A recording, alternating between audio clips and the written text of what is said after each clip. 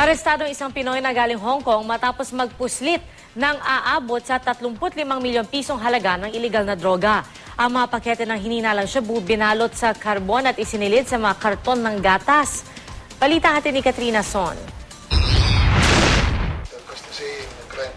Dahil sa pagiging alerto ng isang custom officer, napurnada ang masamang balak ng lalaking ito na tubong Moncayo, Davao. Kwento ni Christian Dordis, galing Hong Kong ang sospek na si Riondo Bastatas Ariata at dumating sa NAIA Terminal 2 alas 8 kagabi.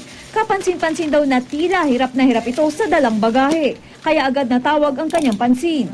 Nung kaharap ko na siya, tinanong ko siya kung saan siya galing, na ginawa sa Hong Kong. Tapos hindi siya makasagot na maayos. Medyo pabulong yung sagot niya.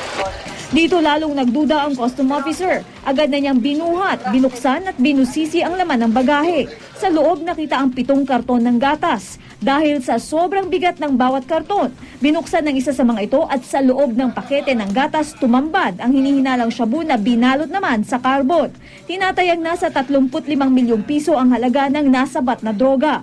Tikom naman ang bibig ng sospek, nakayuko at mangiyak-ngiyak. Ayon sa Bureau of Customs, si Ariata raw ang kauna-unahang Pinoy na nagtangkang magpuslit ng droga sa bansa.